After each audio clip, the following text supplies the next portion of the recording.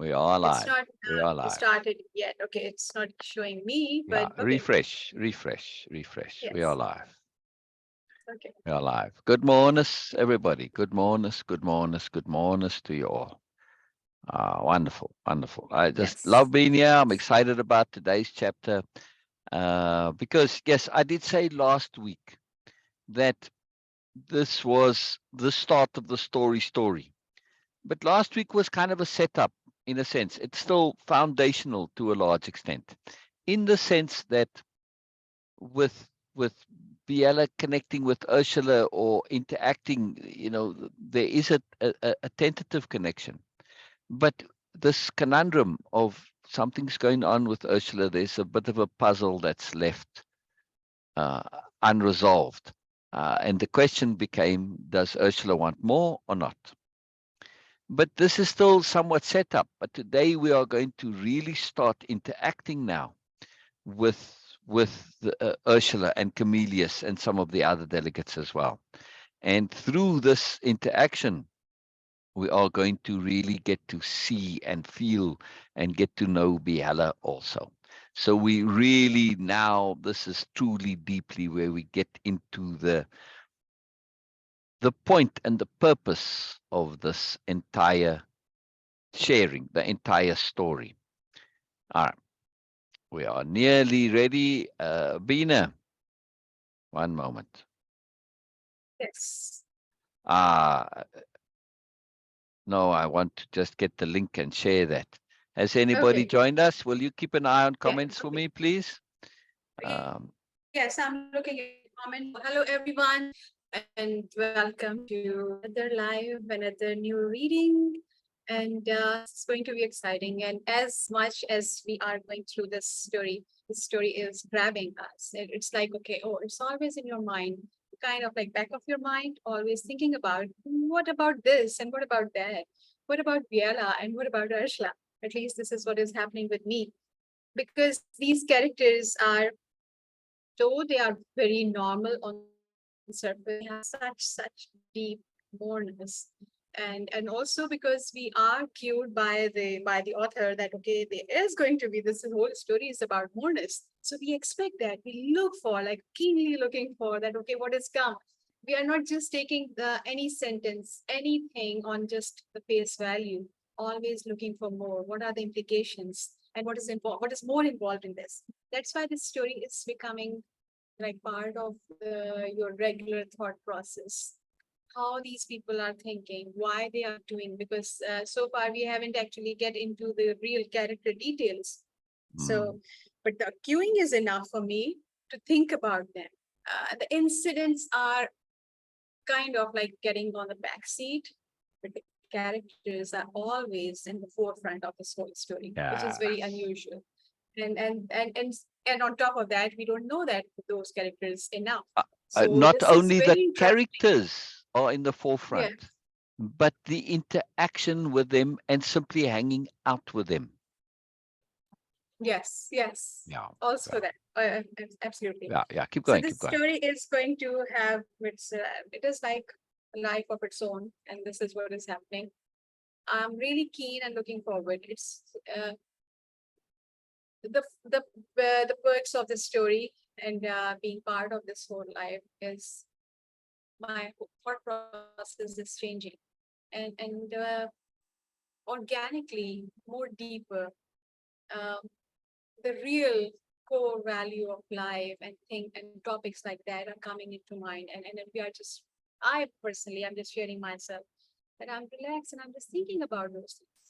Mm, And this is very huge for me because this is yeah. what I like. This is what I really like in life. That okay, and also that like you, Ramsey Najar, and Norma and Cher and everyone, Elizabeth, and yes. Elizabeth especially. Yes, Elizabeth also.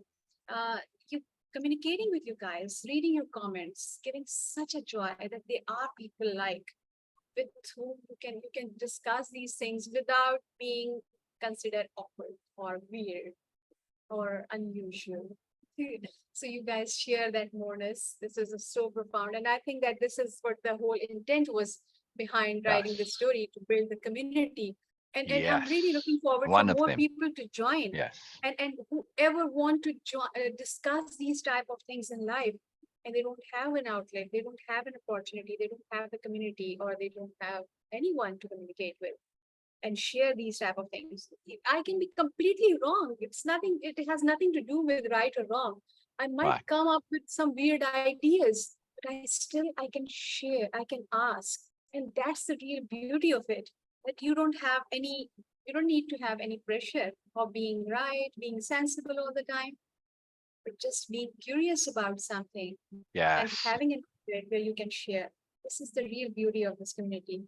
And I'm really, really, really looking forward for more people to Yes. join us. Yes. This is going to be fun. Today we are going to share, of course, Syl is going to share the chapter 4 story, and we'll see that what will come up. Like for the last time, the new character, Ursula, a very special one. she Yes. she's a very Yes. special kind of presence and a special kind of energy around Yes. her, and Yes. especially Biella. As far as I had the perception of Biella, but again, no, you cannot actually predict anything about the story of Delegates. Yes. Yes, Beena. Biella Yes. was Yes. behaving in a Yes. Yes. completely Yes. different way, in a completely like Yes. keen to Yeah. be friend with Yeah. like-minded people Yeah. kind of a Yeah. person, Yeah. which I was not feeling. I was like, oh yes, there are these people who have moreness. They have so content inside. They don't feel any need to be. Like I don't Yeah. feel that, but for me, of course, the reason is different. These people who have really have that moreness and that depth inside them, do they really need other people to complete them? That was a news for me. So I'm really interested in hearing more about this thing. So shall we continue now? Yes. Yes. I just want to say uh, that you mentioned about the curiosity. So this environment that we have here on Zoom and in group, at least during these lives, right? And during the week, we go over the chapter that we're going to read today. Yes, we're going to discuss in detail today also. However, when we go over it and when we discuss this environment, sorry, that's the point I want to make. This environment that we have, this is a big deal. This is a very big deal. So it's not just about sharing your curiosity, but also about being able to share your doubts, your fears, your uncertainties, your inadequacies, your inefficiencies, um, your about to, your learning, whatever. You can share Yes, anything, anything, and you can be awkward, you can be uncomfortable, you can be vulnerable, you can be whatever. That's the environment. It is space for we have being. Elizabeth. Sorry to interrupt you, but we have Elizabeth here, and she's saying hello, good morning. So hello, Yeah, Elizabeth, yeah. and Hello, good morning Elizabeth. to you. Yes, good morning to you, magical Elizabeth. Uh, I'm just messaging someone Okay, specifically okay. uh, to come and attend somebody who was involved in the when I was chatting to and writing the story, and they're a big part of it. So it'd be really fun if they could come. That would be very awesome. That will be fun. That will be I'm fun. thrilled you're here, Elizabeth. I'm thrilled you're here. I'm thrilled you're here. Yes, yes. Good morning, Elizabeth. Good morning to you. And I want to say specifically, anybody else who has joined the live, please do me a favor and say hello, hi, leave a smiley face, anything, so that I know you here. Yeah, it really helps me, and it really helps me to know and connect, right? Then because now I know some are going to be coming. Oh, maybe not. All right. I thought they were on. So then I don't want to get started until everyone's here that I know they are. Yeah. Yeah, yeah, yeah, Okay, yeah, so yeah. I can take this chance. and ask you again what we were discussing and what I was asking you about that have, of course, having this community is a big, huge deal, but Yes. also the fear of being exposed or being completely vulnerable to other people. Wow. Wow. Okay. So this is a very powerful topic, and it is going to come up in the story with Comelius and with Ursula both. This fear of exposure. Now, fear of exposure is a very broad term. Shir's Yes. there. Brilliant, brilliant, Shir. Brilliant, brilliant, brilliant. Thank you very much for saying good morning to you. Yes, yes, yes. And good magicness, good morning, good marvelousness. GM stands for many things. Yes, right? Good Yes. magicalness to you, good marvelousness to you, good morningness to you. Yes, yes. And good And morning great also. magic. And look who's And just Ramsey is joined. here. Ramsey in the house. He's in the house. Ramsey! Ramsey! Hello, Ramsey. Ramsey's name has to get announced. Sorry, that's just how it goes. His name lends itself to announcements. Yes, yes. Yeah, I love it. I love it. Love it. All good, sir. All good, sir. All good. Absolutely good. All right. I love it that you're here, Ramsey. It's marvelous. I think Norma has. She said she's not going to be on Sunday. I think something is happening that she's not here. So I did have some family that were said they were coming, and I haven't seen them yet. So I just kind of give a few more moments here just for them to come. So just to recap again, right? We have this environment in case somebody's not aware of it at all. We are on Nobelia. We set up, the story started on Earth centuries before. There was this project to seed the stars, right? And to seed the stars, this was the name of the project. The idea was that we're going to send out representatives of humanity to see the stars, but not just to continue humanity as it is, but essentially to start afresh, new, and not to have this ongoingness, the descendants of those we send out into the stars, that they and their descendants won't perpetuate the silliness, the foolishness, the nonsense, the mistakes of humanity, right?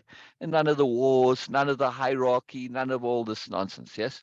So this was a big project, and it started to be connected to the noble ideal, which the originator of this project had this conceptuality, this understanding of the smallness.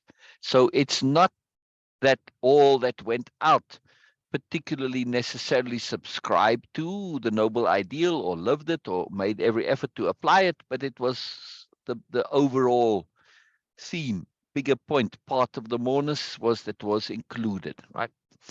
So as the story goes, they all go out, all these thousands starships, because it's a big section of humanity. It's a long story. You have to read it. Anyway, they go out and they get dispersed. And I don't want to give away some of the things. You have to read it because it's kind of fun. So there's an extra element involved, right? They go out and they are out there and they get dispersed. And all the ships, for whatever reason, they find their own planet instead of going to one planet, and they lose connectivity.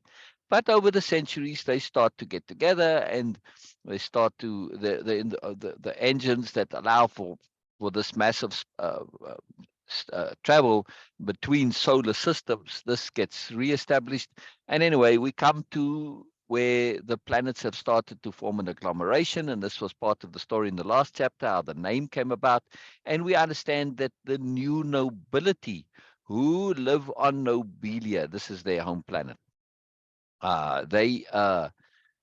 This is where the noble ideal has fully come to be represented by an entire society revolving around the noble ideal. And now we are on the planet, and we are interacting with the story starts when we get to Nobelia with Biella and a group of her friends. and they're aspirants, and they discuss, and Biella asks about the one concept, which is appropriateness, and they have discussions, and then there's an interaction with Shah, and now we get to the delegates. And Ursula is one of the delegates, as is Comelius. Now, these are delegates from worlds that are seeking to join the agglomeration, the greater political entity in the galaxy, right? Which is set up and founded by the new nobility, and they are the default diplomatic core of the agglomeration. They're not directly involved in the administration and etc. of the agglomeration, but they are a massive influence because they do control starship travel, space travel, right? So they are the bottleneck, as it were. So they really are a key element to ensuring that there aren't any interplanetary wars and nonsense like this. And of course, if you want to join the agglomeration, you need to have a world government and stuff like that. So they make an effort, and they are influential in making sure that things are going on this original intent of humanity being more evolved out here in this particular galaxy, yes, and not repeating the same old nonsense. So they take that mandate very seriously. And now we come to Biella and her mandate. She has been asked by admin can vary, right? But she's been tasked um, to show the delegates what the new nobility are. Not to show them around Nobelia, but to demonstrate, to show what being new noble means. Yes. So this is a big deal. Yes. This is a massive, massive, massive big deal. And to show what the new noble is, to show what the new nobility is, to show it, not just to say it and explain it. Very powerful mandate. And we're going to see how she goes about this. Now, when in the previous chapter, she was just talking to Ursula, and she told the story about how the name agglomeration came to be. And now the other delegates are starting to join, and we're going to see what happens. So I'm still waiting on one more to come. They said they're going to come, but I think they may be a bit confused as to how things work. So let's try again. Try again. Oh, well, they're not active, so I don't know how they do this.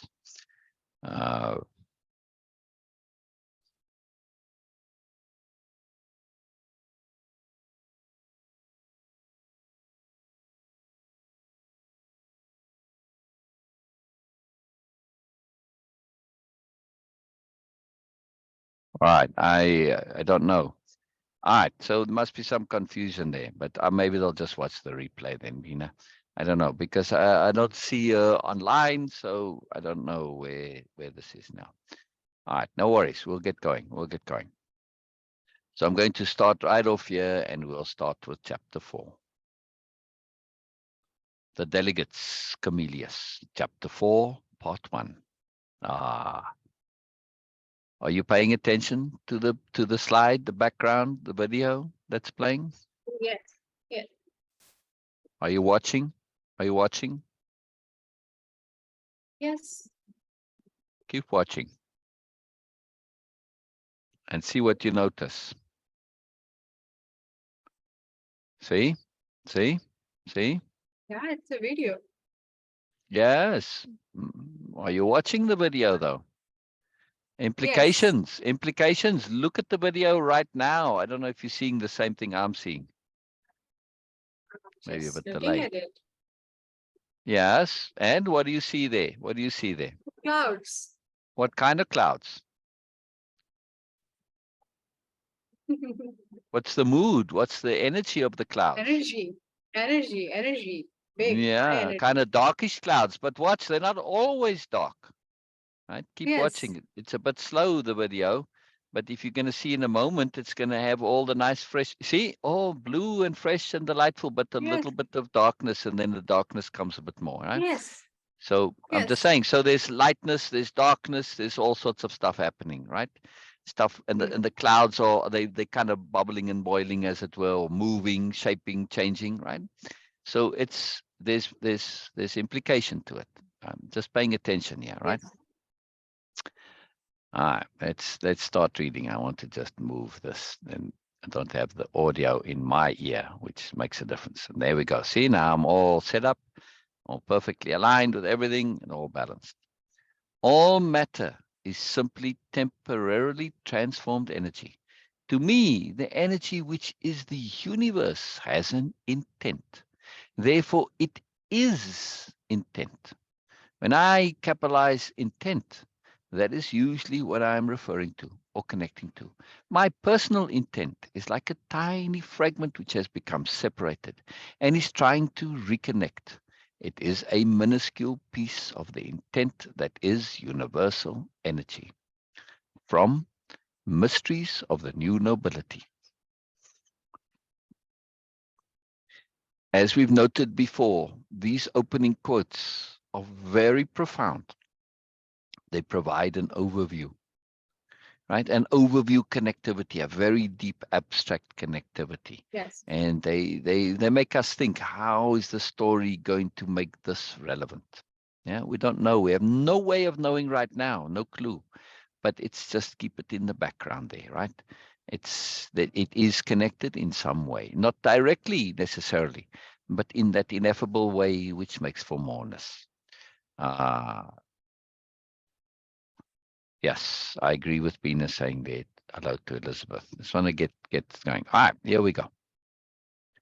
Comelius, one of the delegates from the classic intellectual worlds, subtly cleared his throat at just exactly the right amount of intensity and volume, an opening to be ignored or responded to. Biella was keen for input. Comelius had a penetrating intellect. She wanted to hear what he had to say. Besides, he seemed to have hidden sides not often expressed. Biella was keen to draw those out. That's where one really connected. She'd chosen the small, intimate garden of interlocution, ideal for the particular interaction with the delegates she had in mind. Comelius, she prompted. Comelius straightened slightly, clearing his throat again. His eyes swept across the group, checking. His efforts to be considerate evident. He had something to say. Biella leaned forward, placing her full attention on Comelius. He glanced around the group, commanding their attention. I enjoyed that. There's a lot there, and it all unfolds rather mysteriously. Yet I feel like I know the new nobility. I feel like I've been in that kind of situation before, where complete autonomy can lead to consensus when thought through to the end. Although I don't think you said this, a greater and more reliable order is in play when it ceases trying to impose order and instead follows order. Oh,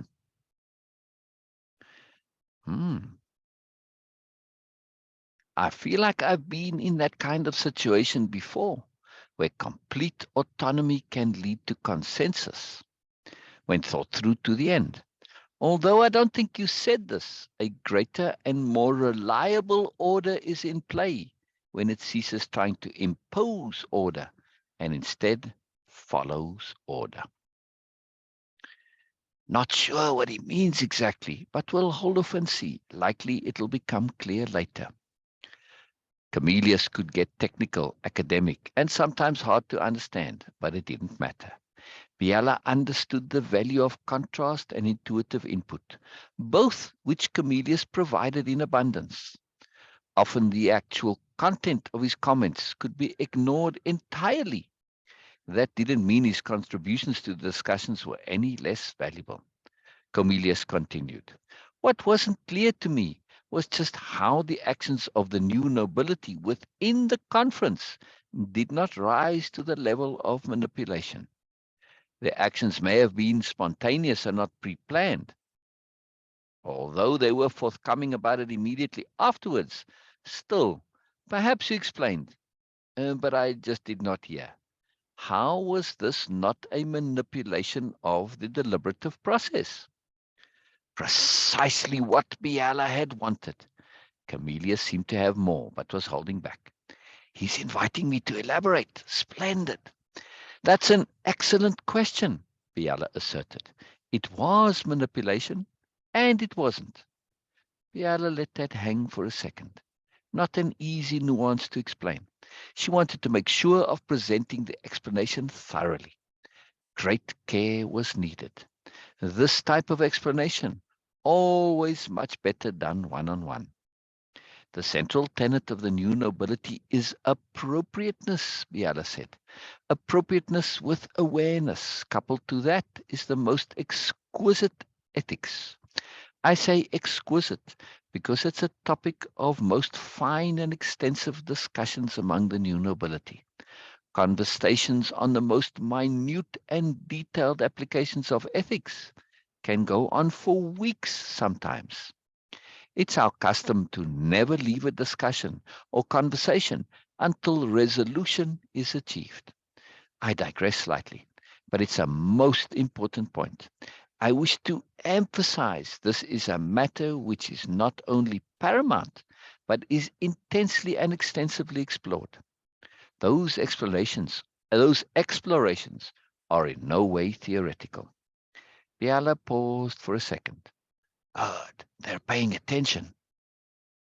One of the central themes underlying awareness is the strategic application of ethics. These two concepts don't ordinarily go together, but they arise frequently when there's an awareness which goes beyond the immediate. The new nobility make every effort to develop this mindset. They're continually looking at the greater context. Continually. They're continually looking at the greater context. Biala paid close attention to Comelius as she spoke. Not directly, of course. His responses of demeanor and subtle shifts of stance indicated much to her.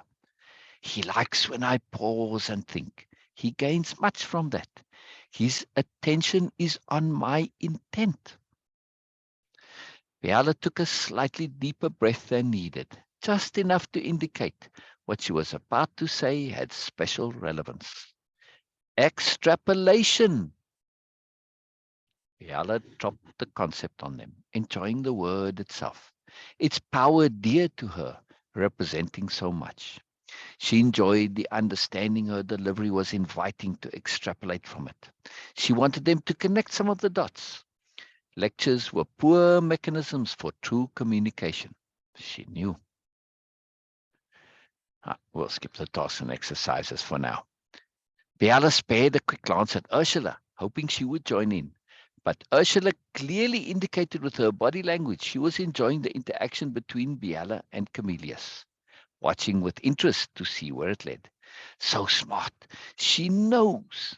Too many on a topic muddies the river with unnecessary eddies. We simply have to allow the understanding to come to us sometimes. Biala looked at Comelius, giving him a look. Not an ordinary look, but one filled with awareness. The look said, bear with me here and follow my lead as needed. Comelius surprised her by saying, thanks for answering my question before I asked it. You are considerate that way. Comelius was responding to something Biala had said much earlier. Biala hid her surprise, choosing not to show it. He wants time to think. I'm assuming no right or wrong here as to how, Comelius trailed off, handing the thread back to Biala.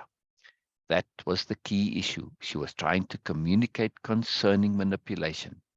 Why, thank you, Comelius. Biala smiled warmly at him. This was fun. Preempting is part of what we do. It's a consequence of combining awareness and extrapolation.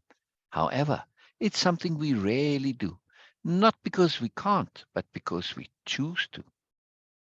Comelius was nonplussed. What on earth could Biella mean by extrapolation? He knew immediately this would require some consideration. He had always been a slow and deliberate thinker, although many who knew him would be surprised to hear that. Often what they saw as lightning speed of thought was simply intuition. His mind would supply the appropriate idea without him having to think at all. But when intuition failed, when the mind offered only silence, he knew he was stumped. At such times, he would begin with the most basic of ideas in hope that something would yet prime the intuition he so relied upon. Now, thinking about extrapolation, how it might apply to strategic awareness, that key point. The only thing his intuition offered up was the image of three stars, arranged like the 3 points of a triangle. That's not very helpful, he chided his mind. Biella looked at all the delegates, making a connection with each one in the small group, communicating while doing so. She was setting her intent to let them know this was no ordinary conversation or explanation. She was communicating with their bodies and their subconscious selves. Those had to be included and were, in fact, the most important parts to communicate to. Good. I have their full attention and they are open. Good. They are only slightly off balance, not knowing what to expect. That is exactly what I need. Before I continue with extrapolation and connect it back all the way to potential manipulation via strategic ethics, I would like to add a few comments on the environment. She smiled teasingly. She'd added an extra inflection or two when saying environment. The three main points of the new nobility, their golden triangle, if you will. Biella caught a look of quickly muted surprise, maybe astonishment from Comelius. This golden triangle is appropriateness, awareness, attunement. One moment, one moment.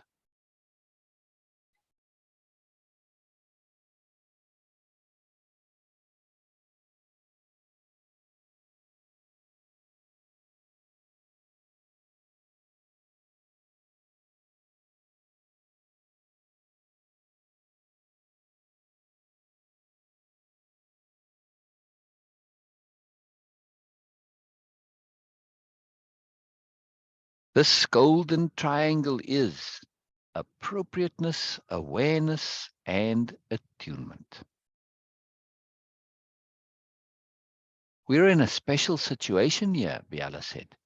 Not only do I want to answer Comelius's question as best I can, but I also wish to fulfill my task of explaining and showing you what the new nobility is all about. Pre-responding to Comelius is a case in point. I did it in order to illustrate as well as explain. Just because we can preempt doesn't mean it's always a good idea. The new nobility fully understand the power and value of providing opportunity for others to express themselves. Biella explained, when we express ourselves verbally or in writing, something happens. What was clear in our mind changes somehow in the expression. Often, when we do express ourselves, we find more in our expression than we had in mind. Often, when we do express ourselves, we find more in our expression than we had in mind. Biella repeated for emphasis. It's this more, this extra, that comes out and is revealed through the act of expression itself. It's this treasure the new nobility love to access. Yes, sure. Golden triangle, appropriateness, awareness, and attunement. I'm venturing into fine details, even though this is somewhat uncomfortable for me. Sometimes I feel I might be showing off, but I wish to assure you I am only doing so to illustrate what's going on inside. To get back to preemptive comments. If we deny others the opportunity to discover those extra meanings and awarenesses which might come to light when they express themselves, we are not only doing them a disservice, but ourselves as well. If we deny others the opportunity to discover those extra meanings and awarenesses which come to light when they express themselves, we're not only doing them a disservice, but ourselves as well. This is why we the new nobility, choose not to pre-answer when we can. Biella deliberately kept her explanation as short as possible. Keep in mind, and forgive me if I overemphasize, but remember appropriateness and its key importance to the new nobility. Appropriateness dictates we adapt and shift as needed. While I will maintain the overall objective in awareness and come back to it, I'll also explore the side paths presented as they appear, as I just did. Comelius said something I'm guessing he didn't mean to. He said strategic awareness instead of strategic ethics. Biella continued right along without pausing. She didn't want Comelius to jump in before she finished. This is an excellent example of what I was referring to with what happens when we express ourselves. Comelius automatically combined the concepts and intuitively moved on to the greater whole. His comment is so appropriate. It's a thing of beauty. I'll explain. Biella enjoyed the smile on Comelius's face, tuned in to him now. Prepare for a fun ride, her look at him said. Strategic ethics is the extrapolation of awareness into larger and future contexts, Biella declared, saying it like a quote. Strategic ethics is the extrapolation of awareness into larger and future contexts. She let that sink in a bit. I need some refreshment. Biella shifted her expression and body language to let them know she was going inside herself for a second, collecting her thoughts, putting her understanding together for them. Almost there. I'm keen to hear their comments when I wrap it up. But I didn't actually say it, Comelius suddenly said. I didn't actually say strategic awareness, even though I thought it and I meant to. Oh, oh. Biella let out a huge laugh, surprising them all. Ha! So you didn't. Smiling broadly, she added, it's a side effect of the intuitive process. I'm finely tuned into Comelius because of his comment. Somehow I picked up strategic awareness from him. There are many ways this can happen. Often it's as simple as the most probable or most likely based on another's patterns of being. Often it's as simple or as probable or most likely based on another's patterns of being. As you all probably noticed, I am using our conversation to illustrate much of what the new nobility is all about. Intuition and attunement is a big deal to us, playing a large part in everything we do, if we allow it. This is a good example. Comelius, I'm comfortable in assuming, is someone who actively uses this process. Comelius nodded. Intuition is something we all do, an ability we all have, as are all the abilities of the new nobility. It's simply the predilection of the new nobility to focus and spend all our time developing those abilities.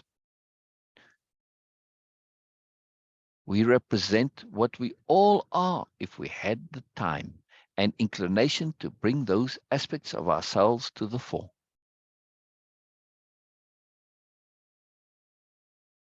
Biella paused and considered repeating her comment as it was most appropriate and important.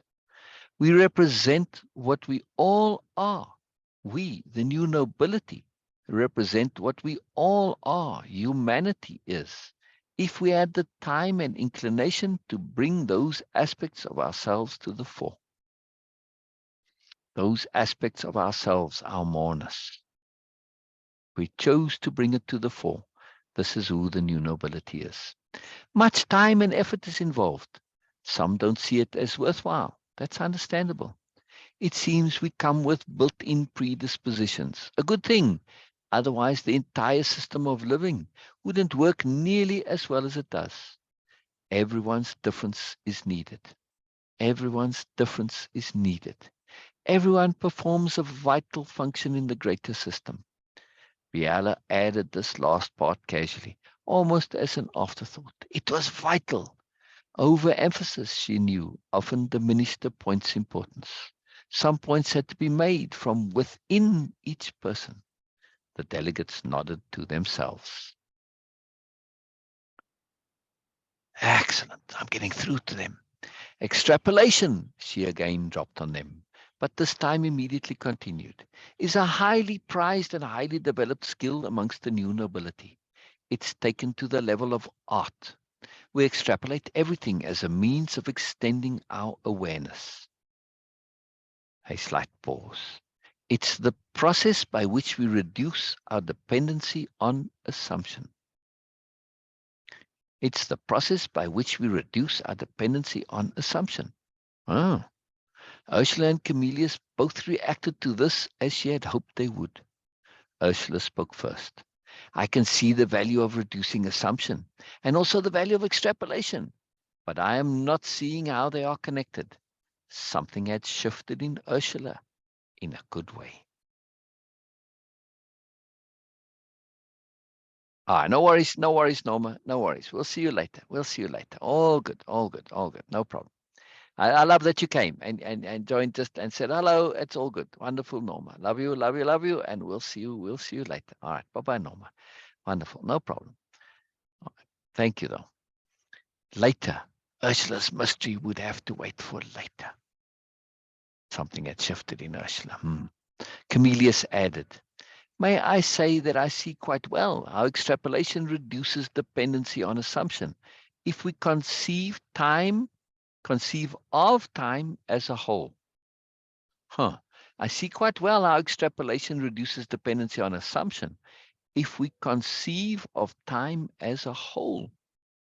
All the delegates murmured agreement, although they didn't seem to exactly follow what Comelius had meant.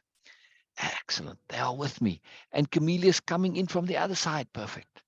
Our golden triangle, Biella said. I'm going to hand this to you on a platter. I'm not going to hand this to you on a platter.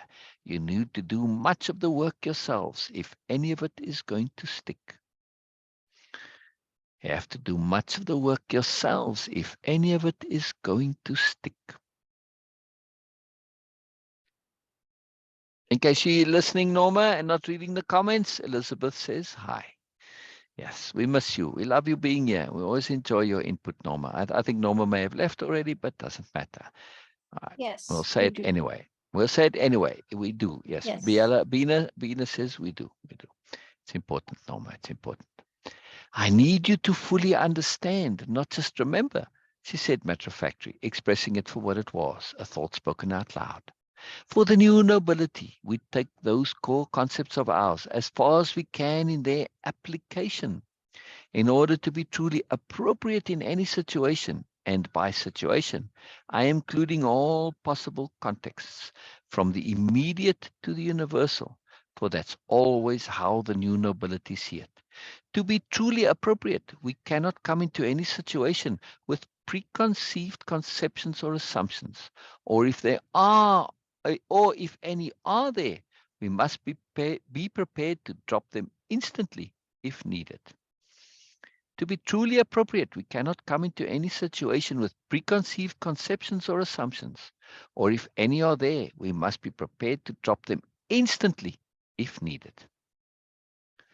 Biella added, when we're in a situation, we need to be able to see all the elements clearly in order to respond effectively. It's not a problem in static situations, but those are the exception. Most are dynamic. In dynamic situations, there's the problem of lag, the time between assessing a situation and coming up with a response. Typically, by the time we've come up with the most appropriate response, one appropriate in all contexts, remember, it's too late.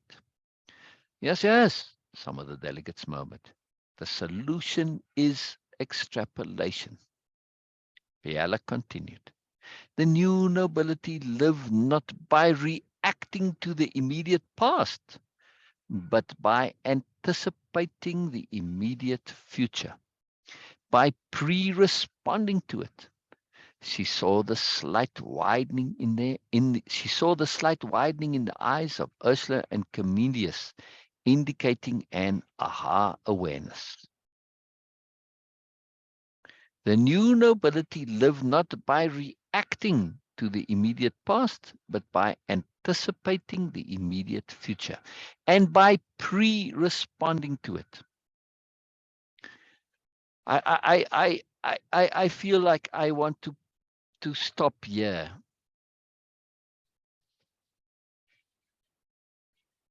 I want to see where the next task and exercise is. All right, I'll go till then.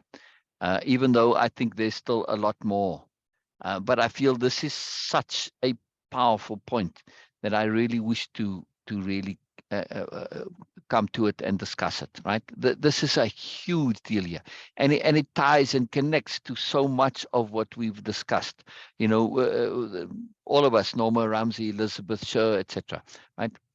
You know, who's missing is Lisa. I wonder if Lisa's up. Where's Lisa? I know she said she wanted to come. Yeah. So anyway, um, I miss you, Lisa. I miss you. I miss you. All right, I'll continue reading, and then we'll stop at the tasks and exercises and start discussing this.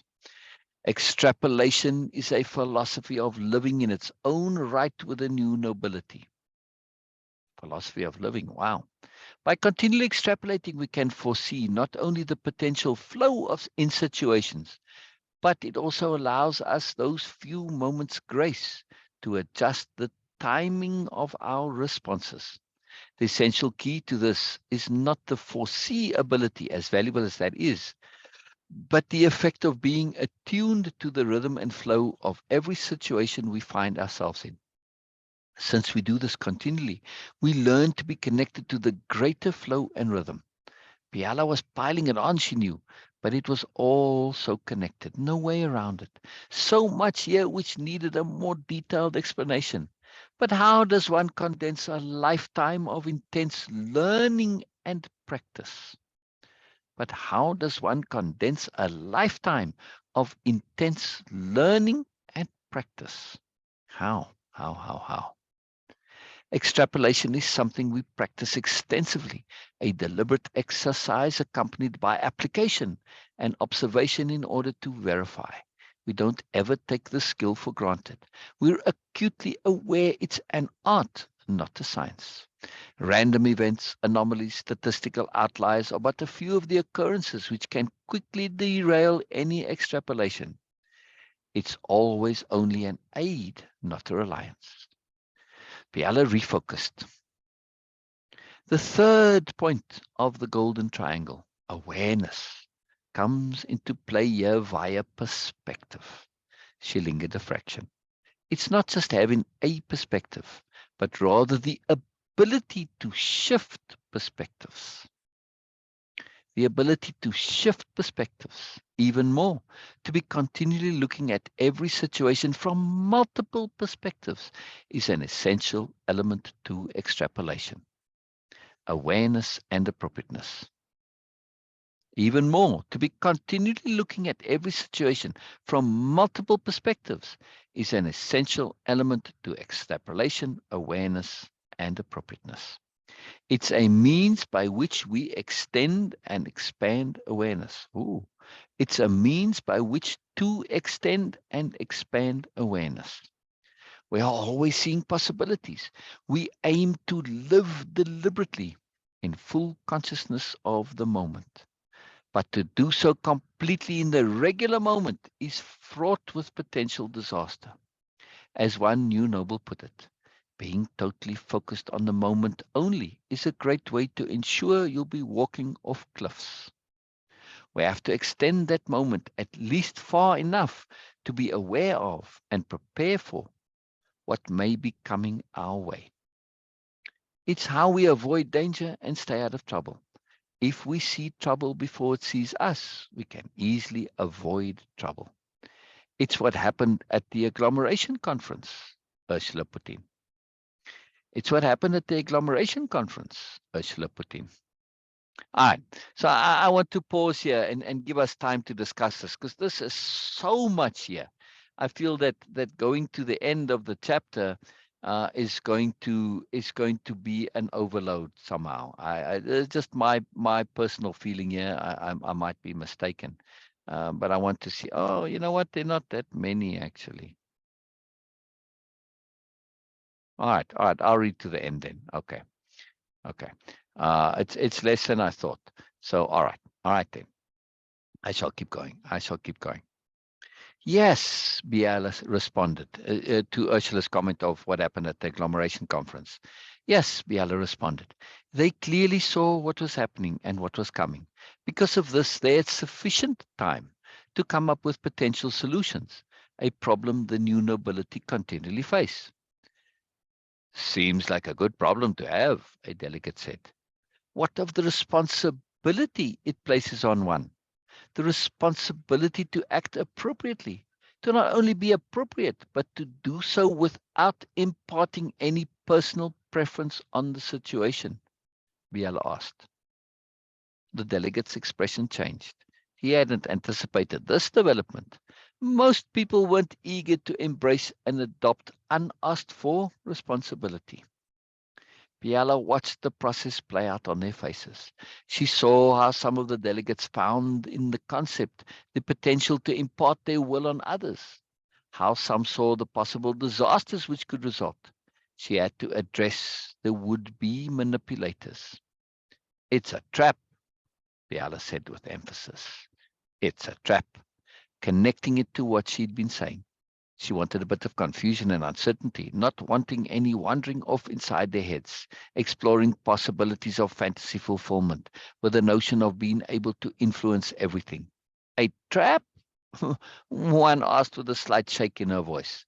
Yes, to want to impose our will and desires arbitrarily, simply for our own gain, is a trap. A big and dangerous trap, one set by consequence. And Biella was laying it on a bit, but this was a huge deal, the connecting link, where the true separation came in. Most of what she'd been saying was a matter of logic and reason. Biella was about to venture into areas where leaps of faith would be required. It's a trap set by ourselves. For added emphasis, Biella added, we are often our own worst enemies. Haven't you all wondered about this? She asked with earnestness and sincerity, as a very serious question, looking at each delegate in turn, reaching for a response. Biella had communicated sufficiently with the delegates to instill an awareness of the difference between her view of the world and theirs, enough for confidence she would have an answer. Counting on that trust, Biella straightened into a more authoritative posture, one of assertion and knowing, one which indicated, this is a big deal. Are you ready? The delegates all looked at her expectantly, Ursula and Comelius included. He'd stopped pacing around and pulling on his beard while thinking, as was his habit. They genuinely wanted an answer. Good. The others took their lead from Ursula and Comelius. They saw these two as on their side. We can be our own worst enemies because we are more than we ourselves. Biella repeated. We can be our own worst enemies because we are more than we ourselves. Biella started somewhat cryptically. Puzzles, she knew, were universally responded to. Intelligence automatically attempted solution. Without associated frustration or dead ends, learning prospered. There's our deeper self, the self that knows, the self that understands without thinking about things, the self that sees the big picture. But it's also this self which is merciless with those sides of ourselves which are so petty. Biella was being as euphemistic as possible. She didn't want anyone shrinking away because they didn't want to deal with the awful truth about themselves. So we occasionally throw a spoke in the wheel just to check ourselves, Biella said with a smile, further reducing the potential unpleasantness of the connection. For the new nobility, this is an area they, of course, want to get fully into. This is just how they are, Biella emphasized deliberately. We're into that sort of thing. She smiled good-naturedly again, but dropped the smile rapidly for the next point. Through exploring our larger selves, we found something most incredible and alarming. Well, it was alarming in some contexts. She had to keep connected to the dangers involved. Those were very real indeed. Yes, yes, what? The woman who'd been worried about the trap burst out. How we reveal ourselves. Biella deliberately paused, amping up the drama of the moment. We found our greater selves are also connected to the universe. And the universe, it seems, will use anything at its disposal to teach us a lesson. If we think back to the unfortunate events of our pasts, especially our childhoods, and what we were forced to learn from them, it's quite amazing. The new nobility fully explored this phenomenon. There are varying perspectives on how exactly this works, but the consensus is that we ourselves are inextricably linked to more, that part of ourselves which only cares about what's truly good for us, no matter how unpleasant it may be, is linked to the universe. That part of ourselves which only cares about what's truly good for us, no matter how unpleasant it may be, is linked to the universe. Comelius spoke up. Not only would their anticipated solutions or actions affect themselves, but because of the conscious and deliberate application, they would tap into that hidden order I mentioned. Thank you, Comelius, for helping to bring it full circle. Dangerous, very, very dangerous, he added. Yes, just so, Biella fluidly continued. Deliberate awareness adds to intentionality. Ethics, Ursula simply said. This realization and understanding created a huge dilemma for the new nobility, Biella added. Exactly, Biella confirmed. Not just any ethics either. Being aware of what could affect others is one thing, but when that effect includes benefits which are beneficial to ourselves, we have to be utterly scrupulous. Not only scrupulous, but prudent also. The new nobility take great care not to generalize. It's why there are no formal rules laid down. The situation always dictates. There will be times when no matter what we do or don't do, there will be consequence. And, of course, non-action can be just as influential as action. When we're aware of the consequences of both ahead of time, we have to choose. All right. So yeah, we're going to. This is the end of part one, right?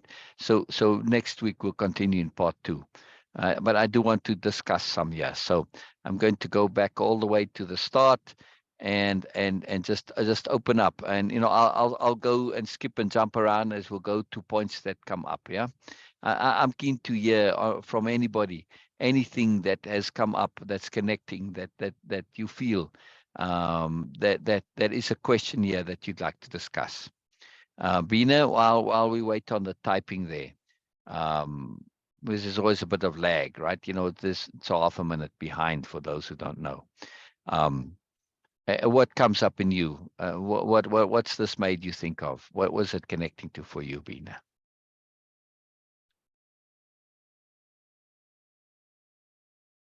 Rasta's here. Brilliant, brilliant. Hello, Rasta. I want to hear from you, Rasta. I want to hear from you. I want to hear from you, Ramsey. I want to hear from you, Elizabeth, and anybody else Yes. who's here. Yes. So far, I'm more in absorbing the story mode. So Okay. I Well, just what's your overview of the story as story? the overview of the story. Yeah. Wow. Yeah, just this chapter now, what we said, just like impression. Was it, how's it come, I don't know, what came up in you? It's more like actually just setting the playing field. You can say that. Hmm. The tone, and then it is. I said in my one of my stories that sometimes awareness itself is not that strong, but the awareness of that awareness is coming is becomes so profound. So this type of this feeling from this story that yes, it is setting up a playing field, that okay, what is coming up. So everything is just getting the description and details, and then now something more is about to come. This is what I Yeah. feel abstract. Yeah.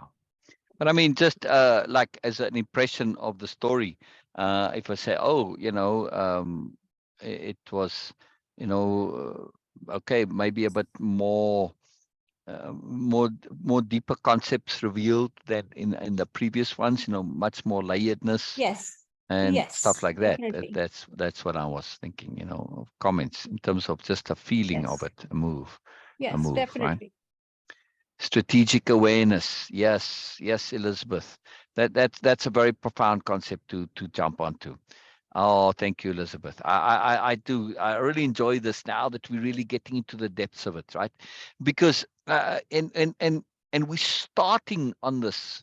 And as Biella says, I know it's a lot, but there's no way around it. You have to sort of dump all the lot on and then untangle it later, because you can't break this into parts. Because if you start with the parts, you have no idea what the parts are, or even that the parts are parts. So you have to present it as a whole and then come and understand the parts, because now your Yes. understanding is with the intent of understanding the whole, right? You see how it works in the mind. That's why you have to start with the whole and then go to the parts. If you start at the parts, you have no idea what it's connecting to, or that it even is connecting to. So we are our own worst enemy sometimes. Yes, I totally relate to that. And since Uh, I'm more aware, I just know where I just have want to to add be something here. kind to myself. Emilsa says that she wants to come, but it is just time she needs to adjust a bit. So that Ah, she was keen ah, to come. yeah. Uh, Well, tell him and also that we'll be going over this again tomorrow at 10 PST. Right? So Pacific yes, time yes. tomorrow. In other words, Okay. tomorrow this time, but 1 hour later than now. Right? So Sundays we start 2 hours earlier. Yeah. So this Yes, going over it in the week is very powerful. Yes, and we go into depth. yes, This is the yes. point of it, right? So that we can do these distractions. But I want to tap onto strategic awareness. Elizabeth, the first of the comments there. I'm going to get to you, to Rastam, get to your comment in a moment. Um, okay, okay. All right, wonderful, Beena. We'll see you. Wonderful, wonderful, wonderful. All right, enjoy, Beena. Enjoy, enjoy, enjoy, and let her know that it is a big blessing and a gift to her, right? And that she must time her Okay. things better. Yeah, pay Yes, attention, and that yes, really she should be here too. Yes. yes, Yeah, yes, yeah, yes. yeah, yeah, yeah. I really feel Yeah, that. Yes. yeah, me too, me too. It's a big All right. sacrifice for me, but I will come back Yes, as soon yes. as I will get free Okay, and let because I her don't know. want to be Let here. her know too. Yes. So Wonderful being a magic. All right, strategic awareness, Elizabeth. That I named it. To name things is very powerful. That's why we have our dictionary of power. So I'm hoping you put strategic awareness into your dictionary of power. It's very important. Yes. Um, to add it in there, because when we name things, we now have something with which we can associate and connect. So naming is like the capstone of a pyramid, and then inside that pyramid we start to add everything that connects to it, everything it means, every understanding. But we can now bring that entire pyramid into awareness, into usefulness, because we understand it, we know it. So when we have a name and we really know what that name means, then we bring everything else that comes along with it, right? So at this point, strategic awareness is a bit open still. The pyramid hasn't been filled in yet. So I do want to fill this in. And the first point I want to mention about strategic awareness is a very unobvious point. And this is that for many, strategic awareness is uncomfortable, awkward, unpleasant, and they see it as negative. You say, how's this? Because for many, strategic awareness is joined with negative manipulation. Yeah.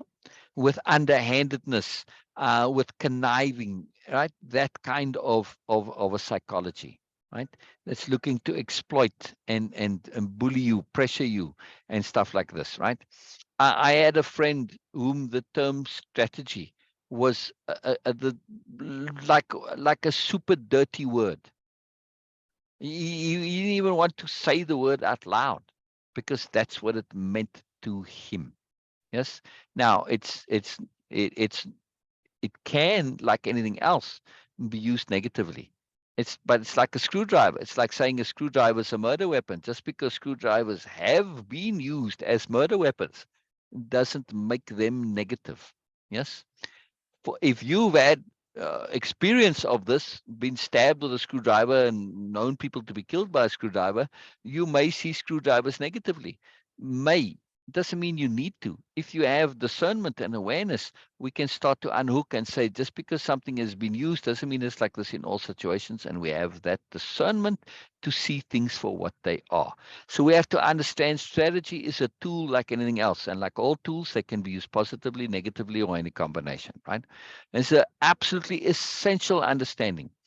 So strategic awareness in the superiority paradigm means conniving and manipulation and abuse and having a leg up and being able to pressure and bully and push people where you want to go, right? Yeah. So this is an important thing to understand, that this is a different understanding of strategic awareness, right? And the intent that you have as a life intent makes all the difference to how strategic awareness is applied. Now, luckily, well, not luckily, I guess it's the way the universe has set things up to be balanced. So it's not really luckily, but the magic of the system is that those immersed in the superiority paradigm are so immersed and consumed with their own fears and wants and desires and pressures that they don't really get to be very aware, and their strategic awareness is typically very limited. Yes, which thankfully is so. Otherwise we'd really have a mess on our hands. They only go so far and then their things implode because they have negative motivation. But when applied from a new nobility point of view, or a sobriety point of view, a sensibility point of view, strategic awareness becomes this incredible tool that we can truly, truly use in our lives. Like with relationships. You start applying strategic awareness to your potential relationships, you're going to have an entirely different experience, right? Some will continue and others won't. And those that do continue will be continuing because they are appropriate to continue, and not like in the past where they continued because you didn't really have much choice in it, and you weren't aware of what's coming, you didn't see what's coming, and you didn't apply yourself strategically so that you could get out of them. You just got snared in and pulled in, sucked in, and there you were, right? No strategic awareness. So when it comes to relationships, especially, strategic awareness is a very excellent mechanism for getting ourselves to have more appropriate relationships. It's very powerful. And then the next point that Michaela says, sorry, I'm calling you Rashta, just Rashi, your nickname. So anyway, Michaela says, we are our enemy, or at least the quote was, we are our own enemy. Yes, and since I am more aware, this is a relative thing. Michaela is not being egotistical here.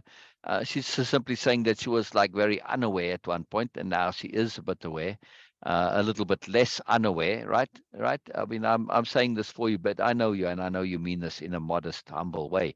You're not bragging here. I know where I have to be kind to myself. This is a big point. And that is a strategic awareness. Kindness to self is a strategic awareness. Exactly. Exactly. The two follow on, right? We have to know that we need to be kind to ourselves, and we have to have some generosity with ourselves, and we have to make some allowance. Yes, we starting off in ignorance, right?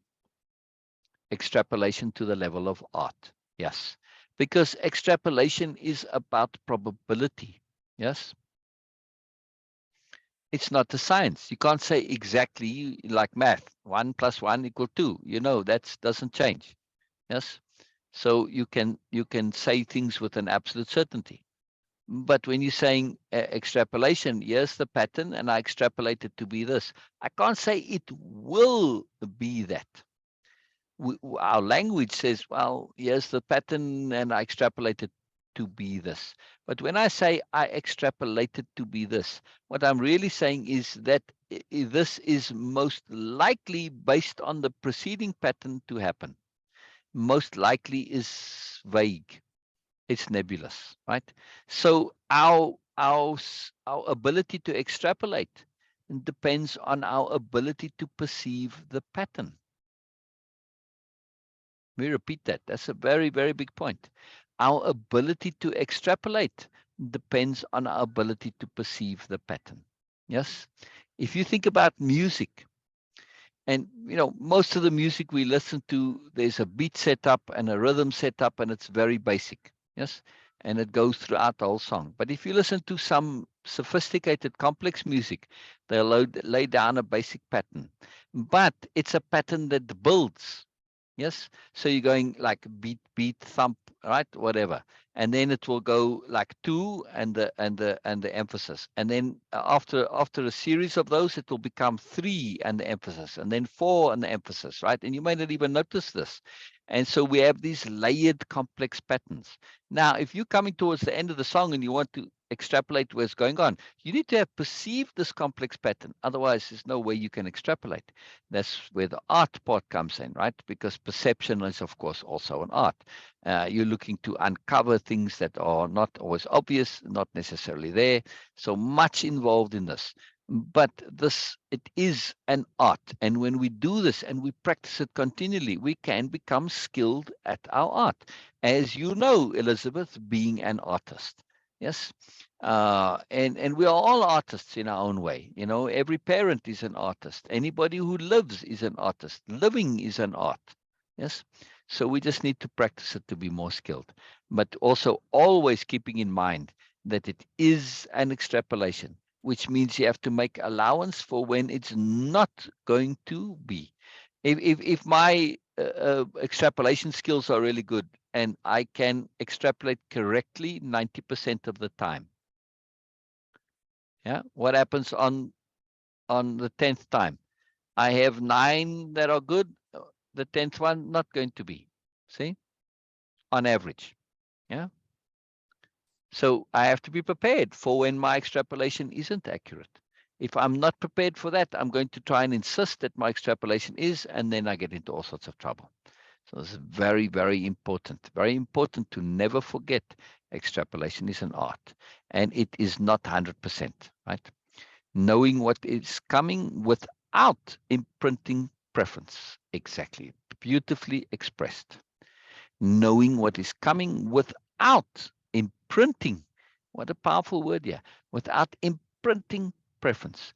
If we imprint preference, we close ourselves off to variation. And this is what the narcissists do. They imprint preference. They want things to be their way. Of course, when it doesn't go that way, but because it's imprinted, like where imprinting comes from, right? When the little ducklings hatch from the thing and they see you there. Yes, they have an instinctual need to imprint on a mother, and so the instinct is that they're going to follow whoever they see first. If you're the first one, they'll follow you around like you're their mother. This is where the term imprinting sort of became known and understood to be what it is, right? And if you imprint preference, you like those little ducklings. They cannot see you as anything other than their mother. Even if you bring their real mother, no, makes no difference. They can't break out of it. So if you imprint preference, you kind of lost. Yeah, you like those ducklings. Now, in this case, if you just happen to accidentally be there and you want nothing to do with the ducklings, that's going to be rough on the ducklings. Yes. It's going to be very rough on the ducklings. And that this has happened where through accident, the ducklings become imprinted on things that aren't appropriate to imprint on. But when we imprint preference, this is terrible. And this is what the narcissists do. They do this all the time. And of course, when it doesn't work, the duckling who's now imprinted on the dog. Yeah. Or the cat or something, right? And the cat's like, all right, you want to follow me around? Fine. I'll have lunch later. This is wonderful. My lunch is following me around, and my dinner and tomorrow's breakfast. Fantastic. Yeah. So you got to be careful, because if you imprint your preferences, you're distorting reality. So knowing what's coming without imprinting preference absolutely critical, Elizabeth. This is a profound, profound quote there that you've added. An understanding and awareness. This is huge. This is a huge big deal. So I want to add it to the program here. That's a very, very, very big point there, and it's why it's why exactly why the new nobility stay humble, and why humility is so absolutely crucial to them. Yes, have to be. Arrogance will kill us in a hurry. Arrogance will kill us in a hurry. Arrogance is like super dangerous. It doesn't mean that there aren't times when a bit of arrogance is appropriate, like in everything. Everything has its time and place, yes. But in general, arrogance is very dangerous tool. Very, very dangerous tool. Yeah. Yeah. Identifying as us, meaning viewing as multiple perspectives and allowing our combined intent to be extrapolated to the finest clarity, the pattern emerges. Yes, beautifully said, Elizabeth. Yes. This invisible language is more real than anything, like recognizing yourself. Yes, we are all parts of the universe. We're all parts of that universal intent. We are little fragments. So when I recognize you, and I start to add your fragment to my fragment and multiple fragments, we start to catch a glimpse, a glimpse, a glimpse of the greater whole. Just a glimpse. Yeah, yeah, yeah, yeah, yeah, yeah. It's very powerful. It's very powerful when we combine like that. Ramsey, what happened to Ramsey? I haven't heard anything from you, Ramsey. I'm keen to know what you have to say about this. I'm keen to know. So this point of extrapolation being an art, it changes the way we live, and I want to come to a really profound point. That point where I nearly stopped at. Right? Where am I now? I have no idea where I'm at. Oh, I think I put you on underneath the wrong slide there, but all right. I thought I was further down in it. So let's see. Let's see, Elizabeth. Oh. I'm not screen sharing, so you don't know what I'm talking about. I added your quote to the program, but all right. I want to get to that point where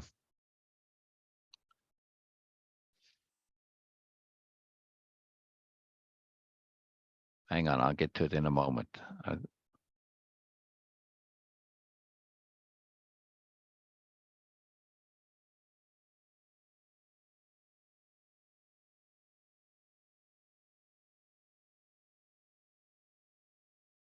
I don't know where it is now.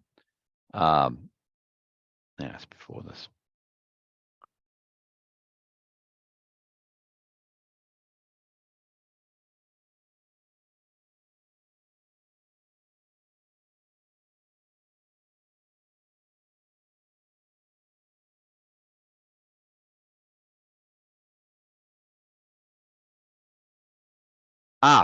About it was about reacting. Yes, reaction, and it is here we go. The new nobility live not by reacting to the immediate past, but by anticipating the immediate future. Now, that's a layered sentence there, yes?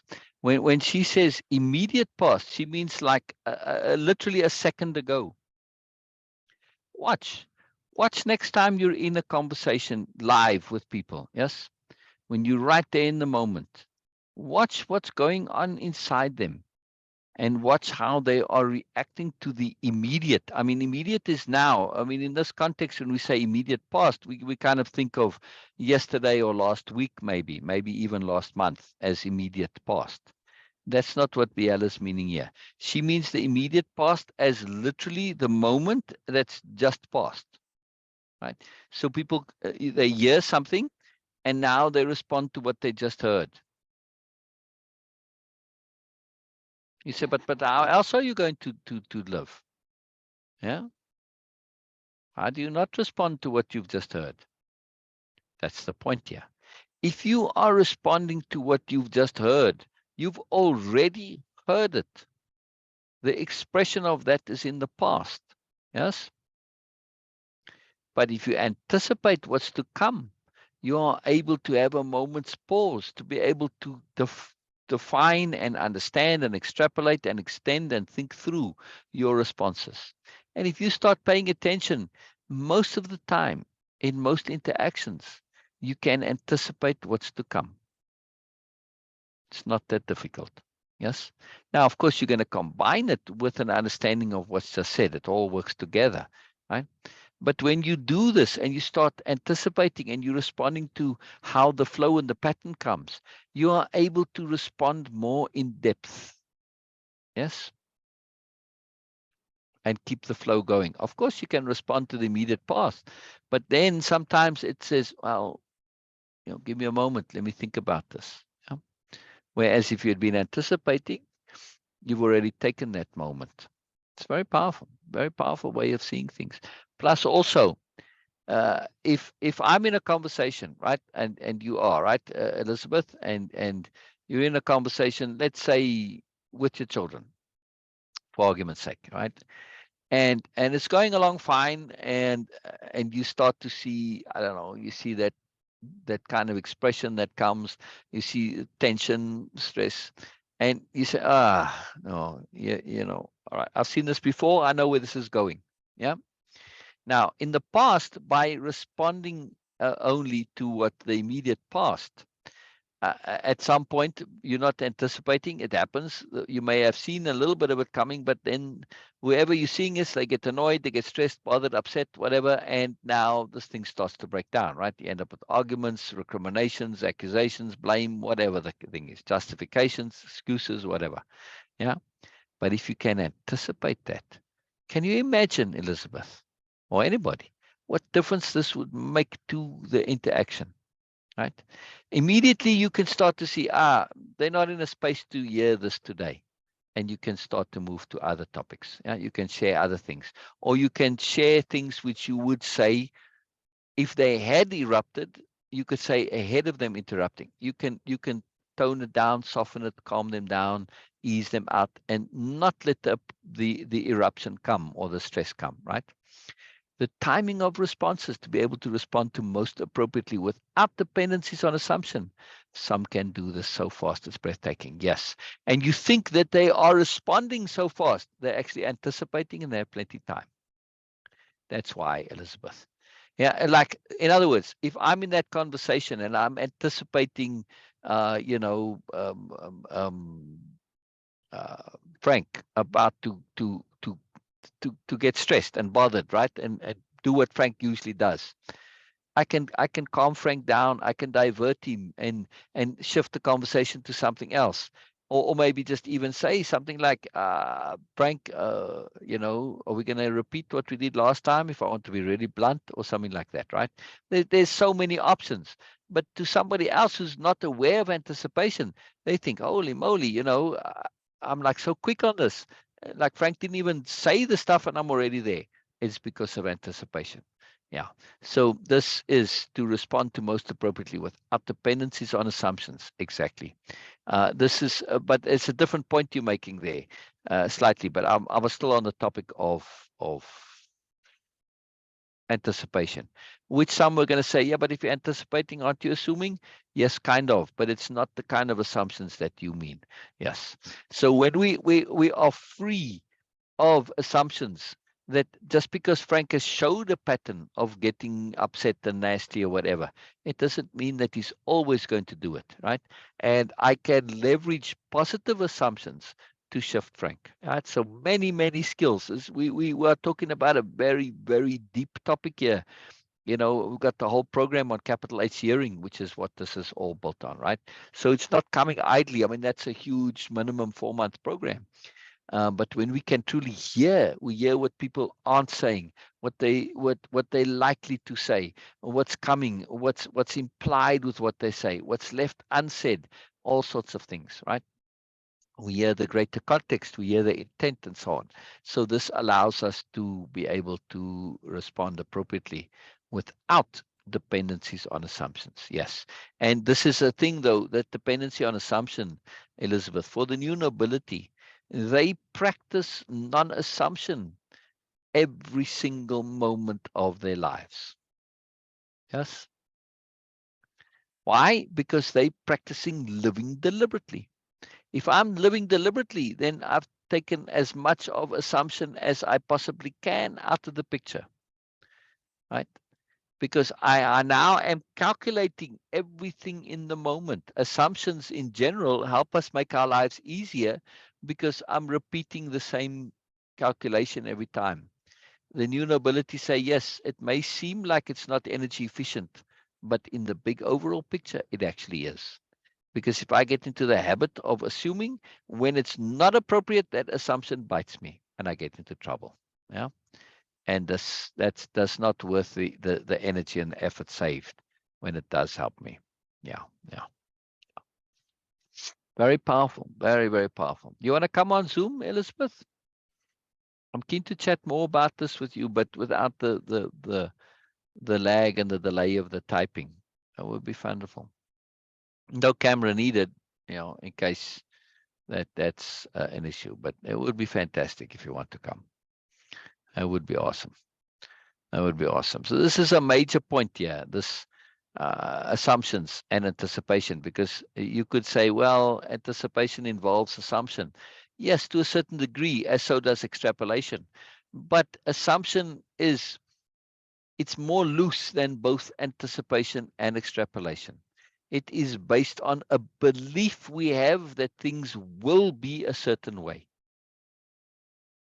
Anticipation and extrapolation is saying things are likely to be this way because of the pattern present. Assumption does not recognize the current pattern, or at least typically doesn't, right?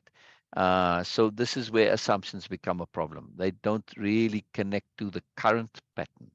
They just based on habit, based on previous things. Yes, it may be that our assumptions are accurate, but they can box you in.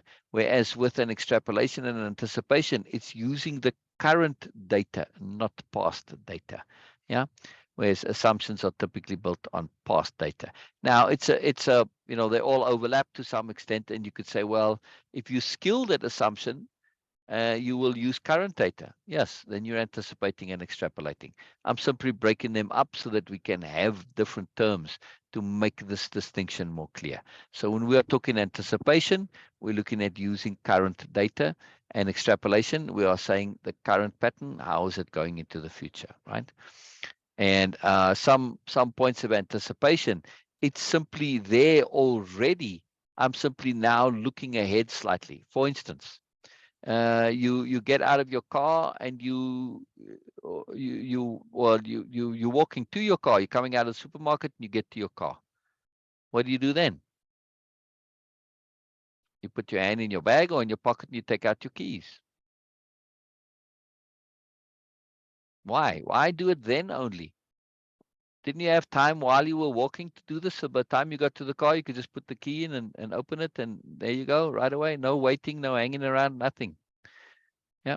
So in that case, anticipation saw what was coming. There was no guessing, there was no assumption. It's merely seeing what is coming. And you can respond ahead of time, right? So you see, anticipation in many times does not involve either extrapolation or assumption. There was no assumption that you're going to get to the car. Well, I suppose technically something could have happened in between you getting, leaving the supermarket and getting to your car. So I suppose there's some kind of an assumption there, right, to a certain degree, but it's very minimal. Now, of course, we do need to pay attention because, I may be accosted, I may be, a friend sees me and wants to drag me into a conversation, whatever, right? Or I'm not paying attention. Somebody else is not paying attention while driving in the parking lot and they run me over, all sorts of stuff, right? So we want to always be aware. Um, but still, my point is that this is as close to about 100% likelihood as happen, right? So anticipation sees what's coming without necessarily using assumption, right? and we don't want to assume that nothing can happen in between. That would be the assumption, but the thing itself is going to happen unless something else happens, right? And this is an important thing that allows us to deal with things before they happen so that we're not responding in the moment. Like I said, and actually this thing with the key and the supermarket and the parking lot, depending on where you're at, is actually an important point because the criminals, the muggers know this. They know you're going to walk to your car and get there and then look down into your purse and scratch around there for the keys. Yeah. And that's the moment when they come and mug you. Okay. Just saying, right? That this is something that does make an actual real difference, besides saving you some time. Yeah, okay, it's not a lot of time, but if you apply this over the course of a day, you may save 5, 10, 20 seconds here, and do that 10 or 20 or 30 times, and suddenly you've got, a good portion of an hour that you've saved in time. Yeah. So it's astounding how much time we can save through anticipation. Just that, right? And also, I mean, only in physical actions time like this now, right? Where I'm not standing still there, which is dead time, right? I could have used that time finding my keys while walking. It's just dead time to stand there digging it out. Time is precious. Time is precious, right? So when we start to do this, it's profound. And then when I get in the car and I start driving, if you're any kind of a good driver and if you go to advanced driving school, first thing they teach you is to anticipate. Yeah, you anticipate everything. How many people watch how people drive, right? They'll get right. They're driving along the road, and then they're just driving along, foot on the accelerator. Oh, it's a red light. Ah, they put the foot on the brake. They don't see the red light up ahead, where I could take my foot off the brake long before that and kind of cruise up to the light. And if I'm really paying attention, I can see, oh, that light's been red for a while already. Okay, let me just slow down a little bit. I don't want to drive. And then let me just kind of cruise along and let it turn green and let the car start moving again. And I don't have to go all the way to stop and start up again, which of course saves me gas too. But I can have a more smooth ride. And if I really anticipate the way the lights are changing, I can cruise through all of them green. Yes. See, anticipation has real world benefits. Yeah. Yeah. I mean, I can demonstrate this with driving. I learned to anticipate when I was a student, where gas at that time was ridiculously expensive. I mean, it would probably be the equivalent of, I think I looked it up one time, about $30 a gallon in today's money, right? 30. Yeah, yeah, 30. People complain about 4, 5, 6, $7 a gallon, whatever. Yeah, 30. I mean, this is like serious, right? So, I mean, and money was, of course, wildly scarce, right? So, I mean, you'd put 50 cents in the tank and, it was a big deal because 50 cents was a big deal. Yeah, I know it's stupid. I know it's a preposterous situation. But anyways, I'm driving on fumes for the most part. So I had to learn to drive with the absolute minimum wastage of fuel. Yes. So, of course, if you're slowing down and starting up again, this takes fuel, right?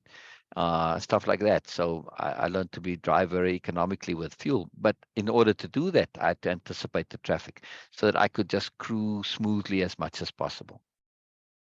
That skill came in handy because one day I drove from the Indian Ocean to the Atlantic Ocean without the clutch. And anticipation enabled me to do that. That's another long story, but yeah, it's a fun story, but it's true, absolutely true. From the Indian Ocean to the Atlantic Ocean without a clutch in my VW Combi or van. Anyway, so anticipation makes a big difference. It's a very powerful skill. It's a very powerful skill. Yeah, and the timing of responses. Yes, yes. When we're ahead of the game, Elizabeth, in terms of responding, yeah, this is the difference between a response and a reaction. Yes, a reaction comes because it happens and it sort of pulls the whatever you're going to be doing from you, right? It kind of forces you out of it, right? In other words, I touch the hot stove, my hand jumps away. That's reaction. If I touch the hot stove and I leave my hand there for a second deliberately, yeah, I'm now responding. I choose to remove it.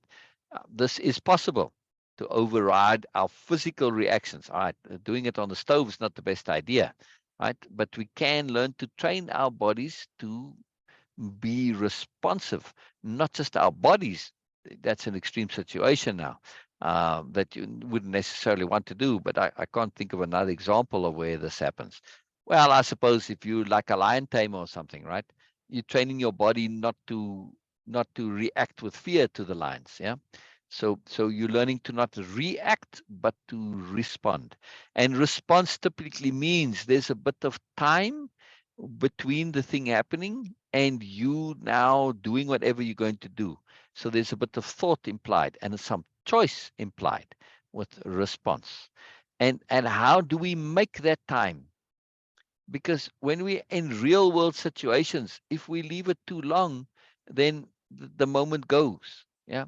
And somebody says something that I need to respond to, and I need to say, if I'm just hearing it and then I have to think through a nice thoughtful response, by the time I've finished thinking that all up, somebody else has jumped in and the moment is lost for me to be the one to respond to it. Yes.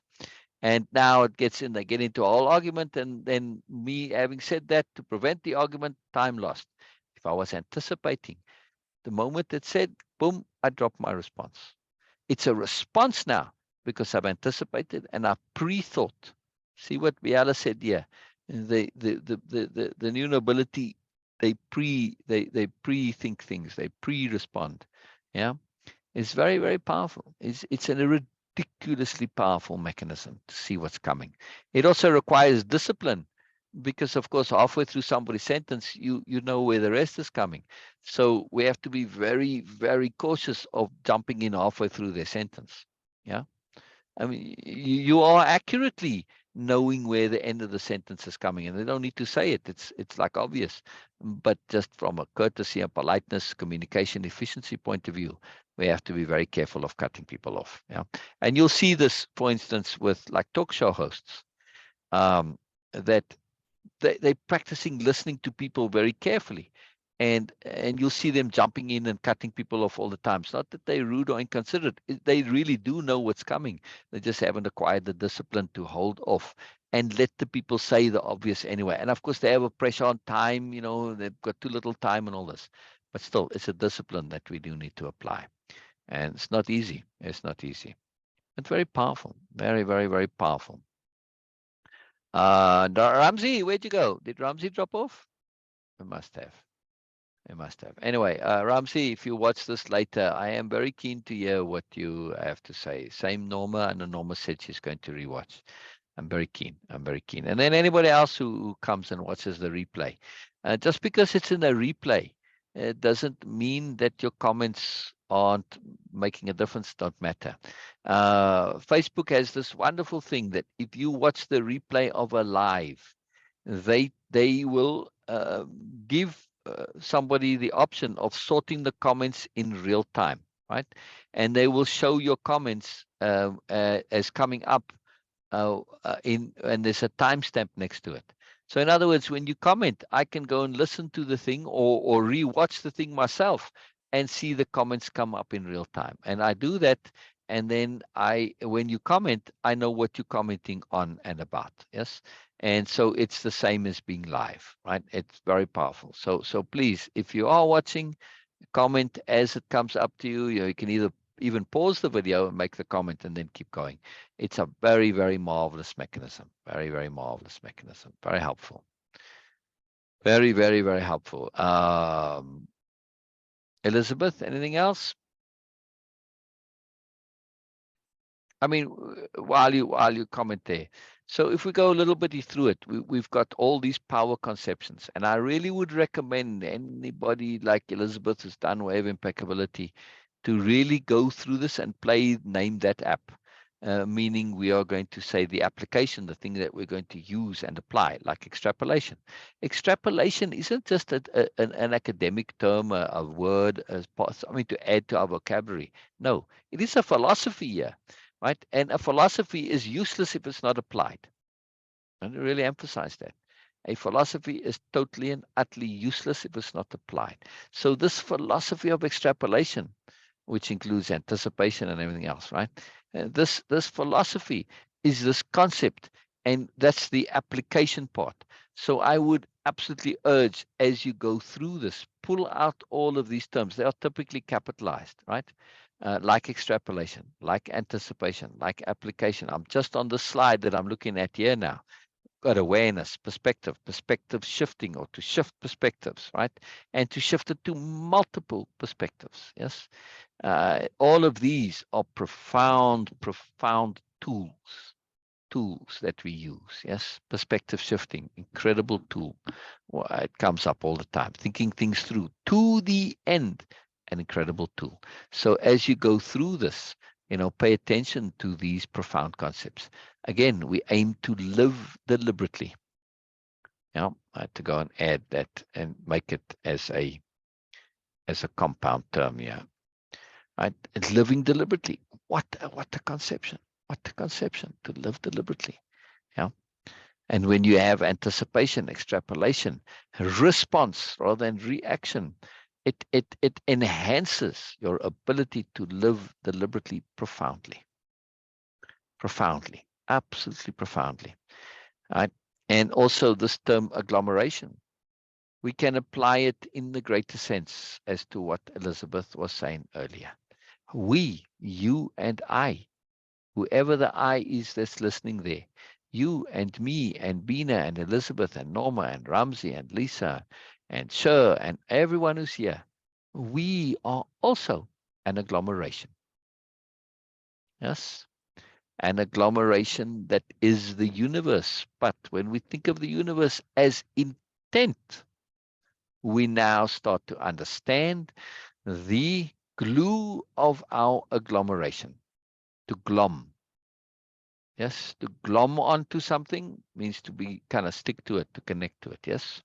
So agglomeration has that glue in it.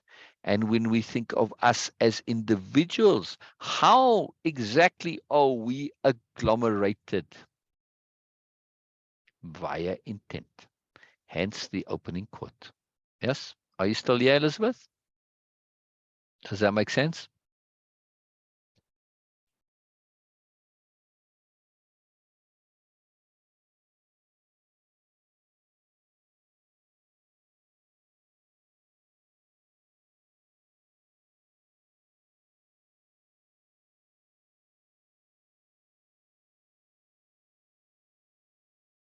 Maybe Elizabeth had to go too. This is a big point, right? So we'll come back to that in the go overs during the week. How this glue of intent that gloms us to each other and to the universe.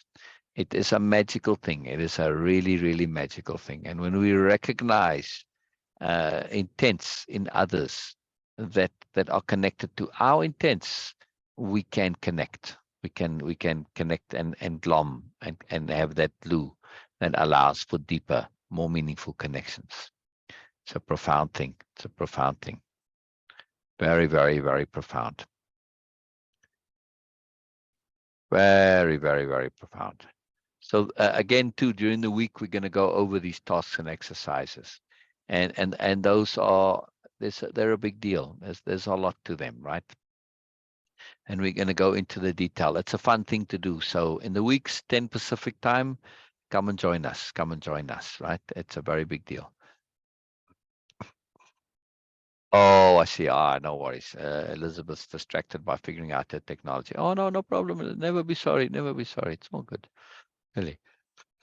It's not a problem. It's really not a problem. That's the wonder of our interaction space that Beena was referring to, is that we are completely make allowance for this. Whatever happens, we're okay. We're okay because we trust your intent. We know your intent is good. So how can you really be sorry? You didn't do it on purpose. It happens. Right? Can't be sorry. I know we say that.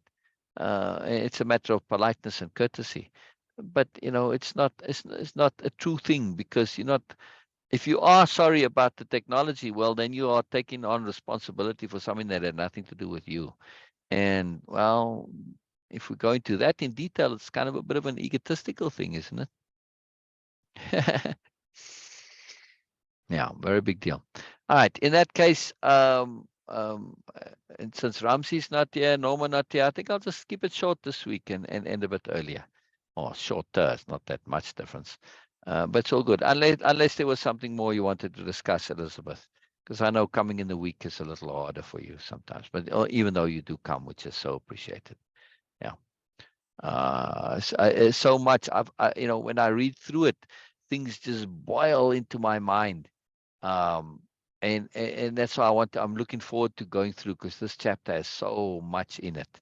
But it's really going to take some time to work through it all. It's a very, very big deal. It's a very big deal. This is, all the beginnings here. Biella's dropping a lot on them, so we have a lot to go through. We have a lot to go through. Very exciting. Very, very, very exciting.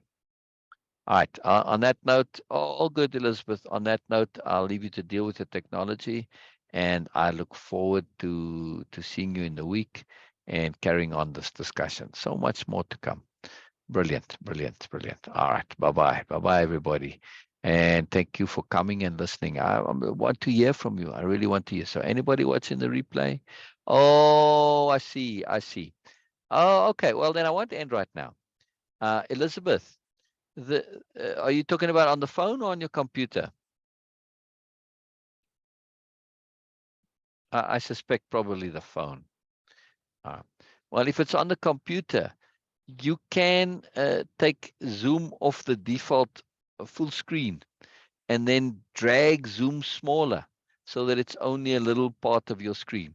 And that way you can have Zoom showing and you can have your notes also showing, right? You can like drag Zoom to be on the left-hand side of your screen, just like, 10-20% of it, and have your notes in the rest, much like I do when I overlap the slides and I have Facebook, the conversation going there, the comments, right? I see both at the same time. So you can do that with Zoom too. You can drag the window smaller. It doesn't have to be full screen, and that will allow you to take notes and see the Zoom. Or you can see Facebook and the comments, right? However it works for you, you can do that. So I love that you're taking notes, Elizabeth. I love that you're taking notes. It's a big deal. On this story, yes, because of the way it is and what's involved, it is a story geared towards note taking. Not just note taking, but note thinking, note processing, right? And then taking notes on your notes, as it were, right? What comes up, thinking it through, doing repeat backs, doing takeaways, in other words, which are notes on your notes, notes on your perceptions, notes on your understandings, repeat backs, takeaways, doing the tasks and exercises. Now, this is, I'm not sharing this here specifically as a course for course or program intents. You have to do it if you want to get the fullness out of it, right? So we're just kind of getting this as a sort of a side thing. The most important part is to do this. Elizabeth, if I accept your call, it's going to block my communications on Zoom, but I'll try and see what happens. I don't know if you called me on purpose or not.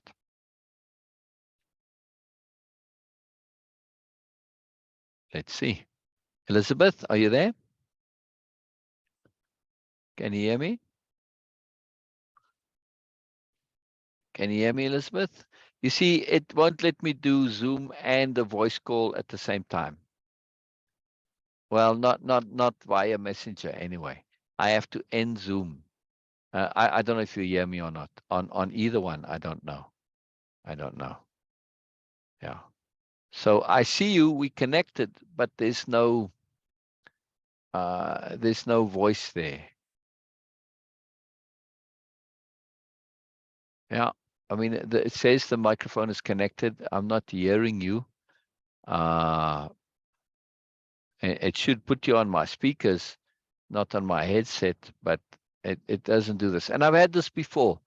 So it doesn't allow me to hear you, unfortunately, Elizabeth. The two audios, they won't go together, unfortunately. So, yeah. But I would like to chat to you. All right. On that note, Elizabeth, I'm going to end all of this, and then instead of calling me, come on the Zoom and we'll just chat on the Zoom. Because even if I'm not on Zoom, I still have to reset the communications for Messenger, and it's just easier. I'll send you the Zoom link in a moment. You might not have it. And like I said, you don't have to put your camera on, so it's just the same as a call. Yeah. All right. On that note, I shall see you all tomorrow.